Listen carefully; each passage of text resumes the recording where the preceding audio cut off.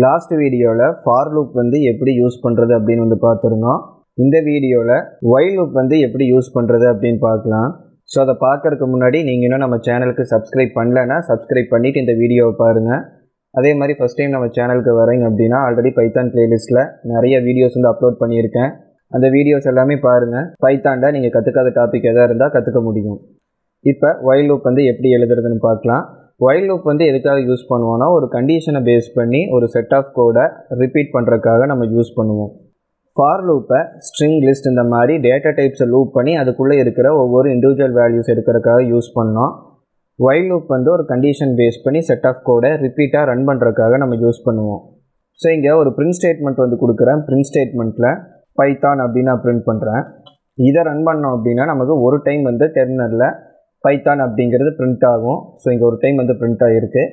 இதை நான் 10 டைம்ஸ் வந்து பிரிண்ட் பண்ண வைக்கணும் அப்படின்னா இதை 10 டைம்ஸ் வந்து நம்ம காப்பி எடுக்கிற மாதிரி இருக்கும். பட் இந்த மாதிரி சேம் கோடை ரிப்பீட் பண்ணுறதுக்கு பதிலாக ஒயில் லூப் செட் பண்ணி அதுக்குன்னு ஒரு கண்டிஷன் வந்து செட் பண்ணோம் அப்படின்னா அப்போ ஜஸ்ட் ஒரே பிரிண்ட் ஸ்டேட்மெண்ட்டை வச்சு இந்த பைத்தான் அப்படிங்கிற டெக்ஸ்ட்டை டெர்மினலில் 10 டைம்ஸ் வந்து பிரிண்ட் ஆகிற மாதிரி பண்ண முடியும். இப்போ இதை அண்டோ பண்ணிக்கிறேன். அண்டோ பண்ணதுக்கப்புறம் இங்கே ஒரு வேரியபிள் வந்து க்ரியேட் பண்ணிக்கிறேன். n அப்படின்னு அதோட வேல்யூவாக 0 வந்து ஸ்டோர் பண்ணிக்கிறேன். இப்போ நம்ம ஒயில் லூப் எழுதுகிறோம் அப்படிங்கும்போது ஃபஸ்ட்டு ஒயில் அப்படிங்கிற கீவேர்டு வந்து கொடுத்துருக்கணும். அதுக்கப்புறம் இந்த ஒயில்குள்ளே நம்ம எழுத போகிற கோடு எவ்வளோ டைம் ரிப்பீட் ஆகணுமோ அதுக்கேற்ற கண்டிஷன் வந்து கொடுக்கணும். இப்போ நான் n அப்படின்னு ஒரு வேரியபிள் க்ரியேட் பண்ணி அதுக்கு 0 அப்படிங்கிற வேல்யூ வந்து கொடுத்துருக்கேன். இப்போ இந்த இடத்துல என்ன கண்டிஷன் வந்து எழுத போகிறேன்னா n லெஸ் தென் 10 அதுக்கப்புறம் கோலன் வந்து கொடுத்துக்கலாம். அப்போ இந்த இடத்துல என்ன பண்ணோன்னா என்னோட வேல்யூ 10 விட கம்மியாக இருக்கிற வரைக்கும் இந்த லூப்புக்குள்ளே நம்ம எழுத போகிற கோடை ரிப்பீட்டடாக ரன் பண்ணிக்கிட்டே வந்து இருக்கும். இப்போ இந்த லூப்புக்குள்ளே கோடு என்ன எழுதுகிறேன்னா பிரிண்ட் கொடுத்து பிரிண்டோட ப்ராக்கெட்ஸில் பைத்தான் அப்படிங்கிற வந்து கொடுக்குறேன். இது மாதிரி நமக்கு அந்த லூப்புக்குள்ளே என்னென்ன கோடெல்லாம் தேவையோ எல்லாமே நம்ம ஆட் பண்ணிக்கலாம். அண்ட் அந்த கண்டிஷன் ஃபால்ஸ் ஆகி ஸ்டாப் ஆகிறதுக்கான ஸ்டேட்மெண்ட்டையும் சேர்த்து நம்ம ஆட் பண்ணியிருக்கணும். ஏன்னா கண்டிஷன் வந்து ஆட்டோமேட்டிக்காக ஃபால்ஸ் ஆகாது. இப்போ n = 0ன்னு கொடுத்துருக்கோம். n லெஸ் தென் 10 இருக்கிற வரைக்கும் இந்த ஒயில் லூப் வந்து ரன் ஆகலாம் அப்படின்னு வந்து நம்ம கண்டிஷன் எழுதியிருக்கோம். ஒயிலோட கோடை வெறும் பிரிண்ட் ஸ்டேட்மெண்ட் மட்டும் கொடுத்துருக்கோம். ஸோ இந்த இடத்துல பார்க்கும்போது என்னோட வேல்யூ எப்பவுமே 0ன்னு தான் இருக்கும். அது இன்க்ரிமெண்ட் ஆகி 10 விட அதிகமாகவோ இல்லை 10ஆவோ மாறாது. அப்படி மாறினா தான் இந்த லூப் வந்து பிரேக் ஆகும். அது வரைக்கும் இந்த லூப் ரன் ஆகிட்டே தான் இருக்கும். இங்கே என்னோட வேல்யூ எப்பவுமே 0வாக இருக்கிறதுனால இந்த லூப் வந்து ஸ்டாப் ஆகாமல் ஒரு எண்ட்லெஸ் லூப்பாக ரன் ஆகிக்கிட்டே வந்து இருக்கும். இப்போ நமக்கு 10 டைம்ஸ் மட்டும் ரன் ஆகணும்னா அது ஒவ்வொன்றா இன்க்ரிமெண்ட் ஆகிட்டு 10 அப்படிங்கிற வேல்யூ வந்து வரணும். எண்ணில் 10 அப்படிங்கிற வேல்யூ ஸ்டோர் ஆகும்போது 10 லெஸ் தென் 10 செக் பண்ணும்போது கண்டிஷன் ஃபால்ஸ் ஆகிரும். லூப் ரன் ஆகிறத ஸ்டாப் பண்ணிக்கும். அப்போ என்ன பண்ணணும்னா நமக்கு தேவையான கோட் ஸ்டேட்மெண்ட் எல்லாம் ரன் பண்ணி முடிச்சதுக்கப்புறம் என்னோட வேல்யூவை நம்ம இன்க்ரிமெண்ட் வந்து பண்ணணும். n = n + 1.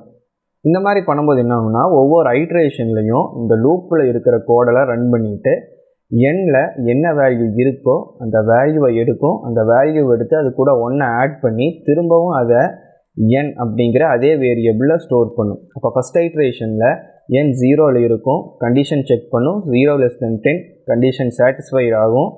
சாட்டிஸ்ஃபை ஆகிறதுனால கோடை ரன் பண்ணும். ஸோ ஸ்டேட்மெண்ட்ஸ் எல்லாம் முடிஞ்சதுக்கப்புறம் இன்க்ரிமெண்ட் பண்ணுறதுக்கான ஆப்ஷன் கொடுத்துருக்கோம்.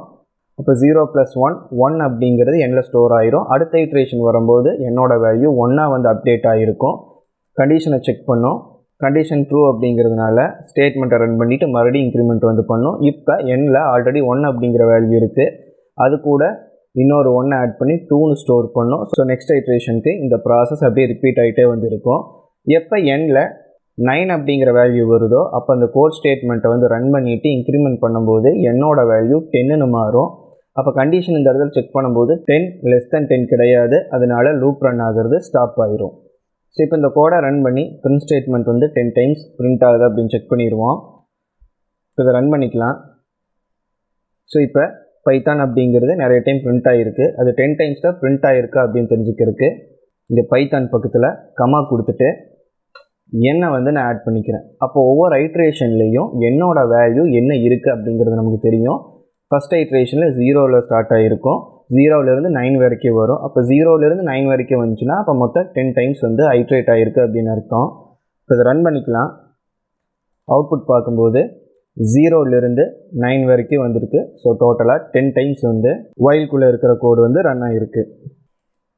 ஃபார் லூப் பார்த்தபோது ஃபார் லூப்க்கு எல் ஸ்டேட்மெண்ட் வந்து யூஸ் பண்ணலாம் அப்படின்னு சொல்லியிருந்தேன். இஃப்க்கு நம்ம எல்ஸ் கொடுக்குற மாதிரி ஃபார் லூப்க்கு எல்ஸ் வந்து கொடுத்துருந்தோம்.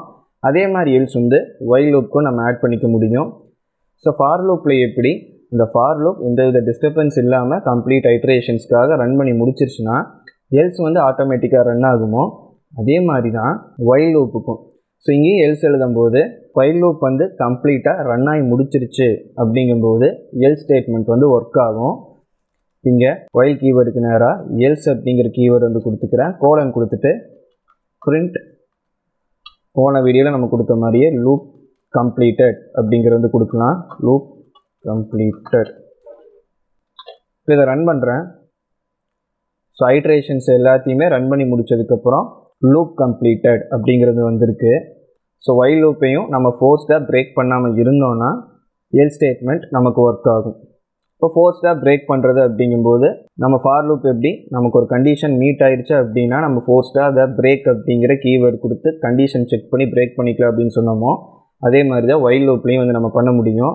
அப்போ ஒயில் லூப்லேயும் நம்ம இஃப் கண்டிஷன்ஸ் வந்து எழுதிக்கலாம். இஃப் கண்டிஷன்ஸ் எழுதிட்டு அந்த கண்டிஷன் மீட் ஆகும்போது ஸ்கிப் பண்ணி அடுத்த இட்ரேஷனுக்கு போகிற மாதிரியும் பண்ணிக்கலாம். அதாவது கண்டினியூ ஸ்டேட்மெண்ட்டும் கொடுக்கலாம்.